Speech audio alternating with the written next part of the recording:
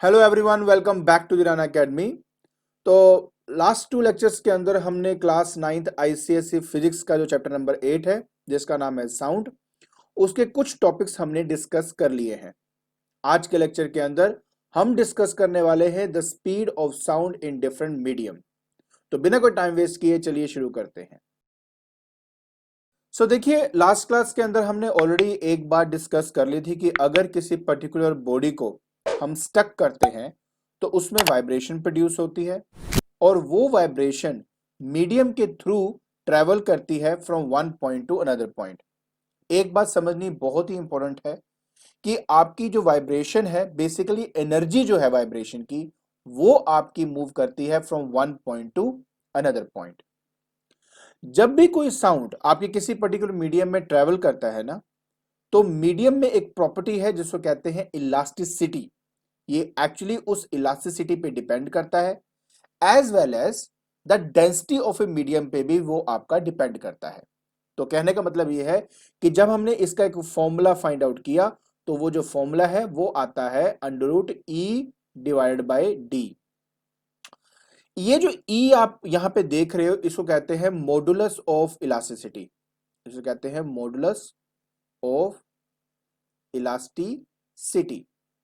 11th class के अंदर हम इसके बारे में डिटेल स्टडी करते हैं कि ये आपका स्ट्रेस अपॉन स्ट्रेन होता है। अब स्ट्रेस क्या है, स्ट्रेन क्या है, अभी मैं इन बातों में नहीं आना चाहता। मैं सिंपल आपके साथ ये फॉर्मूला जो है वो डिस्कस कर रहा हूं। डिपेंडिंग अपॉन कि कौन से मीडियम की बात कर रहा हूं, मतलब कौन से स्टेट के बारे में बात कर रहा हूं, कि मैं सॉलिड की बात कर रहा हूं, लिक्विड की बात कर रहा हूं, गैस के बारे में बात कर रहा हूं। मॉडुलस ऑफ इलास्टिसिटी एक्चुअली यहाँ पे दो या तीन टाइप्स की आपकी होती है, लेकिन मैं आपको सिंपल ये स्टडी कराना चाहता हूं कि अगर मैं यहां पर सॉलिड के बारे में बात करूंगा तो उस केस में जो E है हम उसको Y से रिप्लेस कर देते हैं और इस Y को कहा जाता है यंग्स मॉडुलस। क्या जाता है? Young's modulus. और अगर मैं फ्लूइड के बारे में बात कर रहा हूं, फ्लूइड मतलब ये आपका लिक्विड भी हो सकता है, ये आपका गैस भी हो सकता है। ठीक है, गैस भी हो सकता है। उस कंडीशन में हम E को रिप्लेस करते हैं B के साथ और इसको कहा जाता है बल्क मॉडुलस। Bulk modulus. अब ये क्या है, इसका मतलब क्या है, ये अभी आपको करने की जरूरत नहीं है। सिर्फ आप इतना समझिए कि आपकी जो speed of sound in medium है वो दो फैक्टर पे डिपेंड करती है। एक तो इलास्टिसिटी पे डिपेंड करती है और दूसरा ये डिपेंड करती है आपकी डेंसिटी ऑफ ए मीडियम पे। डेंसिटी ऑफ मीडियम पे। ठीक है, आई होप आपको ये बात समझ में आ गई होगी। तो चलिए अब हम आगे देखते हैं। नाउ न्यूटन ने एक्चुअली ये एज्यूम किया कि जब एक साउंड आपकी ट्रेवल करती है किसी मीडियम के अंदर, आपको अच्छी तरह पता है जो साउंड आपकी ट्रेवल करती है वो ट्रेवल करती है in the form of compression and in the form of rarefaction. फिर कंप्रेशन, फिर रेयरफैक्शन। एक बात मैं आपको अच्छे से बता दूं, जब हमारे मॉलिक्यूल्स, जैसे हवा के पार्टिकल्स की बात अगर मैं करता हूं, जब वो एक दूसरे के नजदीक आते हैं तो वॉल्यूम कम हो जाता है और उस रीजन का जो प्रेशर है वो आपका इंक्रीज कर जाता है। तो वो जो कंप्रेशन वाला रीजन है ना, उस रीजन के अंदर उसका वॉल्यूम क्या होगा, कम, और प्रेशर क्या होगा, ज्यादा होगा। रेयर फैक्शन के केस में अगर मैं बात करता हूं तो उस कंडीशन में पार्टिकल्स एक दूसरे से दूर दूर होते हैं। वो पर्टिकुलर रीजन होता है जहां पे वॉल्यूम क्या होता है, ज्यादा, तो प्रेशर क्या होता है, कम होता है।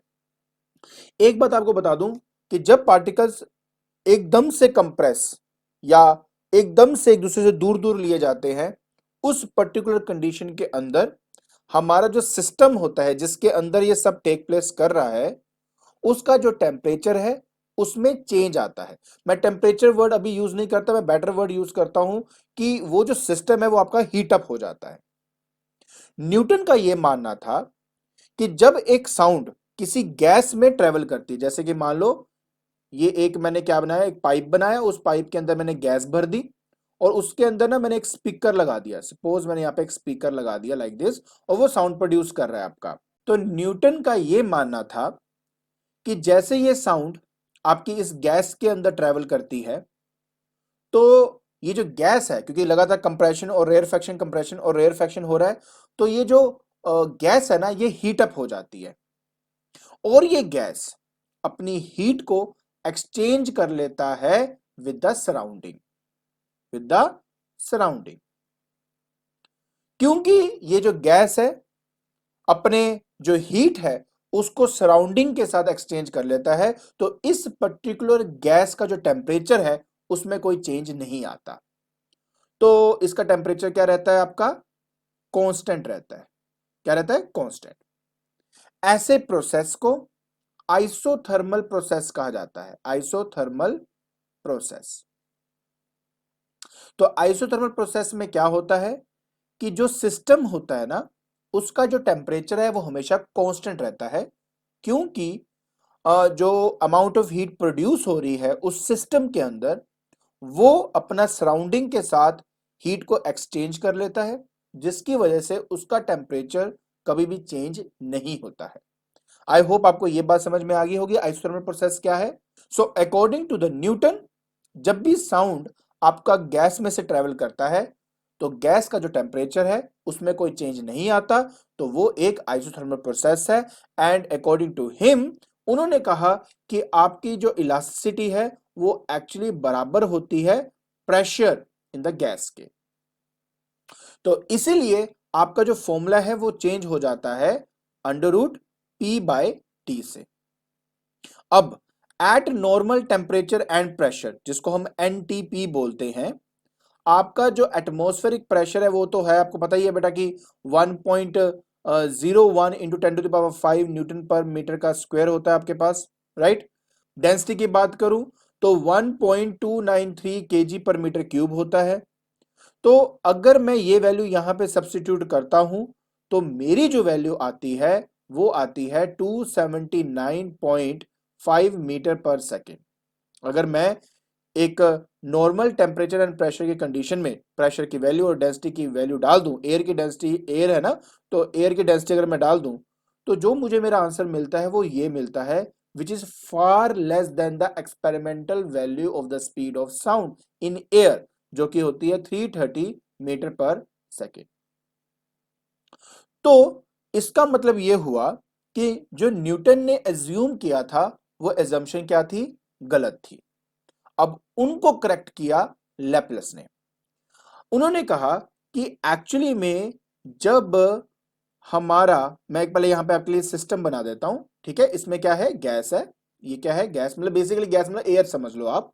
और मैंने यहाँ पे क्या लगा दिया अपना, फिर से एक स्पीकर लगा दिया और इसमें साउंड जो है वो मैं यहाँ पे भेज रहा हूं in the form of compression and rarefaction, ठीक है। तो मैं ऐसे इसमें भेज रहा हूं। तो लैपलेस का एक्चुअली में ये कहना था कि जब भी हमारा जो साउंड है किसी एयर के थ्रू पास करता है या गैस के थ्रू पास करता है, तो इसके अंदर जो कंप्रेशन और रेयरफेक्शन बनता है वो इतना जल्दी बनता है कि उसके पास इतना टाइम ही नहीं होता कि वो अपनी हीट को अपनी सराउंडिंग के साथ एक्सचेंज कर सके, जिसकी वजह से, क्योंकि अब हीट जो है वो मेरे सराउंडिंग के साथ एक्सचेंज नहीं हो रही, इसी वजह से जो गैस का टेम्परेचर है वो आपका इंक्रीज हो जाता है। तो कहने का मतलब सिर्फ इतना है आपका कि अकॉर्डिंग टू द न्यूटन, उनका मानना था जो टेम्परेचर है वो आपका कांस्टेंट रहता है। Now according to the Laplace, उनका मानना यह था कि एक्चुअली में हीट का कोई भी एक्सचेंज टेक प्लेस नहीं कर पाता between the system and the surrounding, जिसकी वजह से हमारी जो पर्टिकुलर सिस्टम है उसका टेम्परेचर में कोई ना कोई चेंज आपका आता है। इसी वजह से अकॉर्डिंग तो हाँ, और इस प्रोसेस को ना एडियाबैटिक प्रोसेस कहा गया। एडियाबैटिक प्रोसेस हम कहते हैं इसको, when there is no exchange of heat between the system and the surrounding, तो उसको एडियाबैटिक प्रोसेस कहा जाता है। सो उनके अकॉर्डिंगली, लैपलेस के अकॉर्डिंगली, जो स्पीड ऑफ साउंड है उसके अंदर क्या होगा, उस फॉर्मूले के अंदर जो करेक्शन उन्होंने करी वो ये कि उसके अंदर ना एक फैक्टर इंट्रोड्यूस किया जिसको हम कहते हैं gamma, and P/ρ will remain as such. जो गामा है ना वो एक्चुअली में रेशियो है specific heat capacity at constant pressure by specific heat capacity at constant volume का। इस रेशियो को ही हम यहां पर गामा कहते हैं। नाउ एक अगर मैं एयर के पॉइंट ऑफ व्यू से बात करूं, एयर के पॉइंट ऑफ व्यू से, तो गामा की वैल्यू होती है 1.4, प्रेशर में वही डालूंगा, डेंसिटी भी मैं वही डालूंगा। तो जब इन सभी वैल्यू को सब्स्टिट्यूट करके इसको सॉल्व किया गया ना, तो इसकी वैल्यू आपकी 330.7 मीटर पर सेकेंड आई, जो कि एक्सपेरिमेंटल वैल्यू के साथ आपका एग्री करता था। तो तब जाके ये रियलाइज हुआ कि जब भी एक साउंड किसी गैस के अंदर ट्रेवल करती है, या एयर के अंदर बोलूं अगर ट्रेवल करती है, तो उस कंडीशन के अंदर there is no exchange of heat between the system and the surrounding, due to which the temperature of the system always changes. और एक फैक्टर इंट्रोड्यूस हुआ जिसको हम यहां पे कहते हैं गामा, और जो गामा है वो बेसिकली क्या है, सीपी बाय सीवी। सीपी का मतलब होता है specific heat capacity at constant pressure, and CV का मतलब होता है specific heat capacity at constant volume. I hope आपको ये बात समझ में आ गई होगी। गुड, अब हम आगे स्टडी करते हैं। फिर अब देखो, ये देखने, अब ये तो आप अच्छी तरह जानते भी हो कि बेटा the speed of sound is different in different medium. बिल्कुल, क्यों? देखो ना, हर एक की जो डेंसिटी है वो बिल्कुल डिफरेंट होती है। The speed of sound is more in solid, less in liquid and least in gas. क्यों? क्योंकि सॉलिड जो है वो ज्यादा इलास्टिक होता है as compare to liquid and gas. अगर मैं स्टील की बात करूं तो 5100 मीटर पर सेकंड की स्पीड से साउंड आपका ट्रेवल करता है। अगर मैं पानी की बात करूं तो 1450 मीटर पर सेकंड की स्पीड से वो आपका ट्रेवल करता है। अगर मैं एयर की बात करूं तो 330 मीटर पर सेकंड की स्पीड से वो ट्रेवल करता है एट 0 डिग्री सेल्सियस।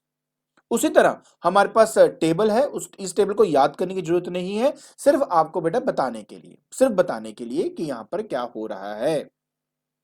तो आप यहां पे देख सकते हो बेटा कि जो जितना ज्यादा डेंसर होगा स्पीड उस हिसाब से बेटा आपकी वेरी कर रही है। अब जैसे कि अगर मैं हाइड्रोजन की बात करता हूं, किसकी बात कर रहा हूं मैं? हाइड्रोजन की। हाइड्रोजन होता है लाइटर। लाइटर मतलब लाइटर होने की वजह से इसमें जो स्पीड है वो क्या होगी? ज्यादा होगी as compare to air and carbon dioxide. तो इस वजह से बेटा हर एक मीडियम के अंदर जो साउंड है वो डिफरेंट स्पीड से आपकी ट्रेवल करती है। इसी के रिलेटेड बेटा दो एग्जांपल्स भी हैं। पहला एग्जांपल जो है वो ये मैं रीड कर देता हूं आपके लिए। कहता है कि if the sound is produced at one end of a very long steel bar, two sounds are heard at the other end. One which reaches first is propagated through the steel, and other which is heard later is through air। मतलब ये कि एक बहुत बड़े steel का एक बार अगर मैं ले लूं, ठीक है, और यहां से अगर मैं इसको सुनूं, और यहां पर मैंने क्या किया, इसको स्टक कर दिया। जैसे मैं स्टक करूंगा ना तो मुझे दो आवाजें सुनाई देती हैं। एक वो जो मेरे इसमें से ट्रेवल होकर सुनाई दे रही है, एक वो जो हवा के थ्रू मुझे सुनाई देगी आफ्टर सम टाइम।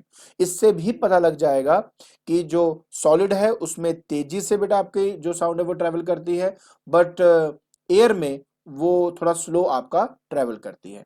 उसी तरह दूसरा एग्जाम्पल भी बहुत अच्छा एग्जाम्पल है आपका। देखिए कभी कभार क्या होता है, ऐसे तो कोई भी नहीं करता, लेकिन मैं आपको बताने के लिए बस बता रहा हूं कि जैसे कि आपको पता कि बेटा कि ये मेरे रेलवे ट्रैक्स हैं, राइट। अभी तक जो ट्रेन है वो इस ट्रैक पे आई भी नहीं होती, बट हमें फिर भी पता चल जाता है कि ट्रेन आने वाली है। कैसे? जस्ट ये जो ट्रैक है ना, इस पे अगर हम कान लगा के सुने तो हमें ना जो ट्रेन आने वाली होती है उसकी साउंड पहले ही पहुंच जाती है थ्रू दिस ट्रैक, क्योंकि जो ट्रैक है वो आपका स्टील का बना होता है, ठीक है। तो स्टील में क्या होता है, साउंड तेजी से मूव करता है, जिसकी वजह से जो वाइब्रेशन है, जो एनर्जी है, वो हमें पहले सुनाई दे जाती है, और हमें पता लग जाता है कि जो ट्रेन है वो आपकी आने वाली है। आई होप आपको ये जो एग्जाम्पल है, ये जो साउंड इन डिफरेंट मीडियम है, ये समझ में आ गया होगा। ठीक है, तो आज के लेक्चर के अंदर हमने स्टडी किया speed of sound in different medium. I hope आपको समझ में आ गया होगा कि अकॉर्डिंग टू न्यूटन उनका क्या कहना था about calculating the speed of sound in a gas, as well as Laplace ने ऐसा कौन सा करेक्शन किया जिसकी वजह से आपको प्रॉपर स्पीड ऑफ साउंड मिल जाती है थ्रू अ गैस। अगर आपको मेरी वीडियो पसंद आ रही है तो please like it, share it and subscribe it. आज के लिए बस इतना ही। Thank you so much.